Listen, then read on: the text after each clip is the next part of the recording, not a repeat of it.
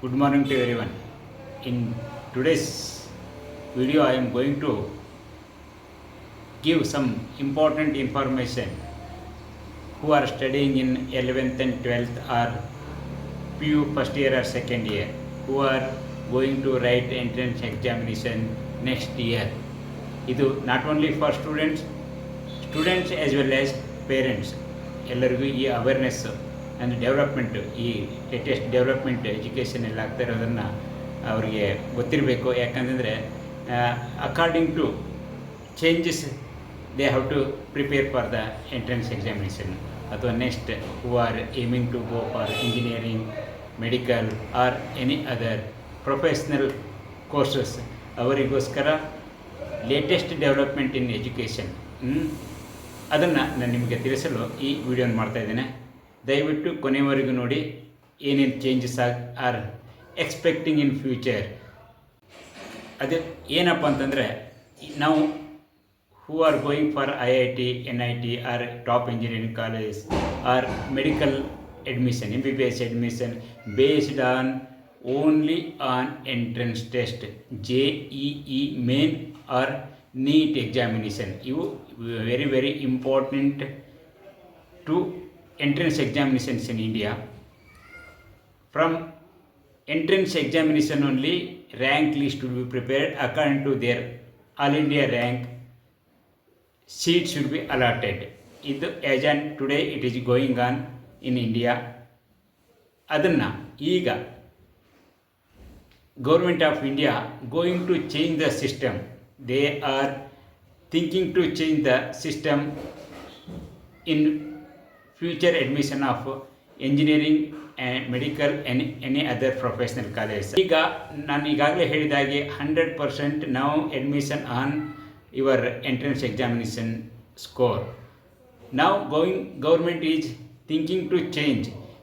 That means 50% of board exam score, ಅಂದರೆ 50% of your PUC second year or 12th performance ಮತ್ತು 50% of your entrance examination ಅವೆರಡನ್ನೂ ಸೇರಿ ರ್ಯಾಂಕನ್ನು 50-50 consider ಮಾಡಿ rank ಲಿಸ್ಟನ್ನು ತಯಾರು ಮಾಡುವ ಒಂದು ಹೊಸ ಯೋಚನೆಗೆ ಕೈ ಹಾಕಿದೆ. ಇದು Karnataka parents as well students ಇದೇನು ಹೊಸದಲ್ಲ. In Karnataka same practice is going on for many years. ಇಲ್ಲಿ ಕರ್ನಾಟಕದಲ್ಲಿ 50% ಬೋರ್ಡ್ ಎಕ್ಸಾಮು, 50% ಫ್ರಮ್ CET ತೆಗೆದುಕೊಂಡು ರ್ಯಾಂಕ್ ಲಿಸ್ಟನ್ನು ಮಾಡಿ ನೀವು ಪ್ರೊಫೆಷ್ನಲ್ ಕಾಲೇಜಿಗೆ ಇಂಜಿನಿಯರಿಂಗ್ ಆ್ಯಂಡ್ ಅದರ್ ಪ್ರೊಫೆಷ್ನಲ್ ಕೋರ್ಸ್ಗಳಿಗೆ ಅಡ್ಮಿಷನ್ ಆಗ್ತಾಯಿದೆ. I don't think any problem for Karnataka students as well as parents from Karnataka. But other states who are not at all following any system in some states, ಅವರಿಗೆ ಈ ಹೊಸ ಯೋಜನೆ ಸ್ವಲ್ಪ problem ಆಗ್ಬೋದು. ಅದೇನಪ್ಪ ಅಂತ ನಾನು ಮುಂದೆ ಹೇಳ್ತಿದ್ದೇನೆ. ಈಗ ನಾನು ಹೇಳಿದ ಹಾಗೆ 100% depend upon your performance on your entrance examination. ಈ ಹೊಸ system in Karnataka government of India education department constituted one committee, expert committee to recommend changes in professional college admission or changes in entrance examination. ಈ ಥರ ಅದನ್ನು ಮಾಡೋದಕ್ಕೆ ಒಂದು expert ಕಮಿಟಿಯನ್ನು ಮಾಡಿತ್ತು. ಆ committee ಈಗ ರೆಕಮೆಂಡೇಷನನ್ನು ಕೊಟ್ಟಿದೆ. They have recommended many things. In that very important means weightage should be given 50% for students performance in their board exam ಅಂಥೇಳಿ. ಈಗ ಯಾವುದನ್ನೇ ನಿಮ್ಮ ರ್ಯಾಂಕ್ ಲಿಸ್ಟನ್ನು ಪ್ರಿಪೇರ್ ಮಾಡಬೇಕಾದ್ರೆ 50% ವೇಟೇಜನ್ನು ಬೋರ್ಡ್ ಎಕ್ಸಾಮ್ಗೆ ಕೊಡಬೇಕು ಅಂಥೇಳಿ ರೆಕಮೆಂಡ್ ಮಾಡಿದ್ದಾರೆ. ಇದು ಯಾಕೆ ಈಗ ಮಾಡಿರ್ಬೋದು ಈ ರೆಕಮೆಂಡೇಷನ್ನ? ಇದು 9 ಮೆಂಬರ್ಸ್ ಎಕ್ಸ್ಪರ್ಟ್ ಕಮಿಟಿ ರೆಕಮೆಂಡ್ ಮಾಡಿದೆ. ಈವನ್ ಗೌರ್ಮೆಂಟ್ ಆಫ್ ಇಂಡಿಯಾ ಅಥವಾ Department of Education is seriously thinking to consider this recommendation. Why they are serious about this ಅನ್ನೋದನ್ನು ಕೆಲವು ರೀಸನ್ಸ್ ನೋಡ್ಕೊತ ಹೋಗೋಣ. ಮೊದಲನೇದು, reduce the high stake nature of pressure. ಈಗ entrance examination ಆಗಿರೋದ್ರಿಂದ only performing entrance examination ಅಂತ ಹೇಳಿ ಹುಡುಗರು ಕೋಚಿಂಗ್ ಸೆಂಟರ್ಗಳು ಸೇರ್ಕೊಳ್ತಿದ್ದಾರೆ. Lot of expenditure as well the lot of pressure on them. ಈ ಮಕ್ಕಳ ಮೇಲೆ ತುಂಬ ಪರಿಣಾಮ ಆಗೋದ್ರಿಂದ ಮತ್ತು ಎಕ್ಸ್ಪೆನ್ಸಿವ್ ಆಗಿರೋದ್ರಿಂದ but equal opportunity for all the students ಅದು ಇಲ್ಲದೇ ಇರುವುದರಿಂದ to give equal opportunity as well as and searching real talent, ಈ ಒಂದು ದೃಷ್ಟಿಯಿಂದ ಇದನ್ನು ಮಾಡಿರ್ಬೋದು. Next, better alignment between school education and entrance. ನೋಡಿ, ಈಗ 50-50% ಆಗೋದ್ರಿಂದ ಈಗ parents as well as student they should give importance for both school classes and then their examination, board examination importance, ಅದೇ ರೀತಿ ಎಂಟ್ರೆನ್ಸ್ ಎಕ್ಸಾಮಿನೇಷನ್ಗೆ ಇವೆರಡನ್ನೂ ಕೊಡಬೇಕಾಗುತ್ತದೆ. Next, strengthening the role of school education. ಈಗ ನೋಡಿ, ಈಗ ಈ only entrance test, entrance exam ಮೇಲೆ ನಿಮ್ಮ ರ್ಯಾಂಕ್ ಇರೋದ್ರಿಂದ as on today students are most of the students joining coaching centres ಅದಕ್ಕೆ to give importance to their school education as well as importance for entrance examination ಇರೋದ್ರಿಂದ they have to take care of both, ಆ ಒಂದು ದೃಷ್ಟಿಯಿಂದ ಇರ್ಬೋದು. And encourage the consistent performance of the student throughout the academic. That means some students, from the first standard onwards, their performance in academical performance is to avoid the dependency on coaching center and reduce the expenditure of the parents. ಈ ರೆಕಮೆಂಡನ್ನು ಮಾಡಿರ್ಬೋದು ಅನಿಸುತ್ತೆ. Next, ಇದನ್ನು ಬಿಟ್ಟು ಇನ್ನೂ ಕೆಲವೊಂದು latest development ನಿಮ್ಗೆ ಗೊತ್ತಿರ್ಬೋದು. Last many years leakage of question paper, almost all the examination leakage of question paper is a common news ಆಗಿಬಿಟ್ಟಿದೆ. ಈ ಲೇಟೆಸ್ಟ್ ನೀಟ್ ಲೀಕೇಜಿಂದ ನೀಟ್ ಕಂಡಕ್ಟ್ ಮಾಡುವಂಥ ಪ್ರಸಂಗ ಬಂತು.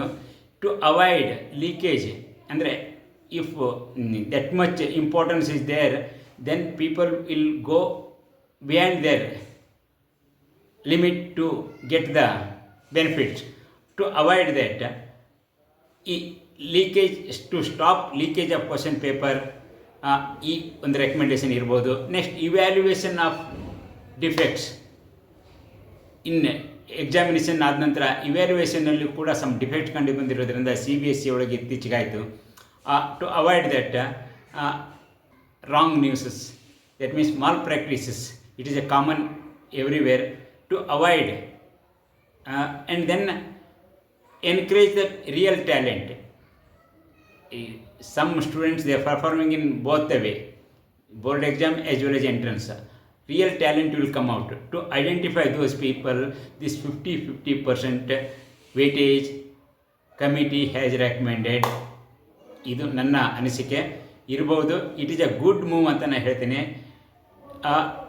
ಈ ಒಂದು ಇದರಿಂದ ಸ್ಕೂಲ್ ಎಜುಕೇಷನ್ನಿಗೆ ತುಂಬ ಇಂಪಾರ್ಟೆಂಟ್ ಸಿಗುತ್ತೆ. And almost everybody will get equal opportunity, rural, urban, rich and poor. There I think it is a good move. Next, one more thing ಇದೆ, control over the coaching centres. ಈಗೇನಾಗಿದೆ, coaching centres JEE main ಇರ್ಬೋದು or NEET coaching centres attracting people. Even 6th and 7th standard itself, they start going for coaching, NEET coaching as well as JEE main. To avoid this is the better move ಅಂತ ಅನಿಸುತ್ತೆ. And then avoid the dummy colleges. ನಿಮಗೆ ನಮ್ಮ ಕರ್ನಾಟಕದಲ್ಲಿ we cannot see that, but I have seen in North India most of the people who are aiming for medical as well as top engineering college, they are joining coaching center. Students, most of the students, they don't know which college they are studying. That means PU 11th and 12th or PU course, where they are, in which college they are doing, and then where they are going to write the exam, which board they are going to write the exam. And then laboratory, see, that is very, very important stage to learn practical skills, laboratory experiments. They never see that in their 2 years course. who are in coaching centers, it is not possible them for practical experiments. To control these coaching centers and stop the dummy college system. ಇಲ್ಲಿ ನೋಡಿ, ಕರ್ನಾಟಕದವರಿಗೆ ಇದು ಭಾಳ ಜನರಿಗೆ ಗೊತ್ತಿರಲಿಕ್ಕಿಲ್ಲ. ಇಲ್ಲಿ some systems are very good, it is going on 50% already there, but in some states, or especially in North India, students who are in coaching centers, they don't know which college they are studying PU level and which board they are going to write the exam, and then they never see the laboratory or lab experiments, they never do. ಅವರಿಗೆ lab ಗೊತ್ತಿರೋದಿಲ್ಲ, ಯಾವ ಬೋರ್ಡ್ನಲ್ಲಿ exam ಬರೀತೀವಿ ಅಂತ ಗೊತ್ತಿರಲ್ಲ, ಯಾವ subject ಇದ್ದಾವೆ ಈ 3 ಸಬ್ಜೆಕ್ಟ್ಗಳನ್ನ ಬಿಟ್ಟು, ಅಂದರೆ PCB ಆರ್ PCM, ಇವು 3 ಸಬ್ಜೆಕ್ಟ್ಗಳನ್ನು ಬಿಟ್ಟು ಉಳಿದ ಸಬ್ಜೆಕ್ಟ್ ಯಾವ ಅನ್ನೋದು ಗೊತ್ತಿರಲ್ಲ. But somehow they manage to get certificate and then get the according to their entrance exam rank, they will get IIT or top medical colleges. To stop this, to avoid this, Government of India seriously thinking to consider this recommendation ಅಂತ ಹೇಳಿ ನನಗನ್ನಿಸುತ್ತೆ. If it comes, it is a very good move. ಯಾಕಂತಂದರೆ it may help rural and poor students ಅಂತ ಅನಿಸುತ್ತೆ. PU level or who are aiming for engineering or medical or professional college, parents as well as students, they should know about these new things, and then accordingly they should prepare for the next ಅಂತ ಹೇಳ್ತಾ, ಏನಾದರೂ latest development ಇದ್ದರೆ ಖಂಡಿತವಾಗಿಯೂ ನಾನು ನನ್ನ ಮುಂದಿನ ವೀಡಿಯೋಗಳಲ್ಲಿ ನಿಮಗೆ inform ಮಾಡುತ್ತಾ ಹೋಗ್ತೇನೆ. But once again I am telling you, this is only recommendation. Government of India or government education department of central government seriously thinking to consider this recommendation. If they consider this recommendation, they may implement it in next year or coming years. ಅದಕ್ಕಾಗಿ at present it is a recommendation only. ಅದಕ್ಕಾಗಿ ನಾನು ನಿಮಗೆ ಹೇಳ್ತಾ ಇದ್ದೇನೆ, next ಡೆವಲಪ್ಮೆಂಟನ್ನು ನಾನು next ವೀಡಿಯೋಗಳಲ್ಲಿ ತೋರಿಸ್ತೇನೆ. ಅದಕ್ಕಾಗಿ please subscribe my channel to get more information about education and entrance examination ಅಂತ ಹೇಳ್ತಾ, ನಾನು ಮತ್ತೆ ಲೈಕ್ ಕೊಡೋದನ್ನು ಮರಿಬೇಡಿ ಅಂತ ಹೇಳ್ತಾ ನಾನು ಈ ವಿಡಿಯೋನ ಮುಗಿಸ್ತೇನೆ. Thank you very much.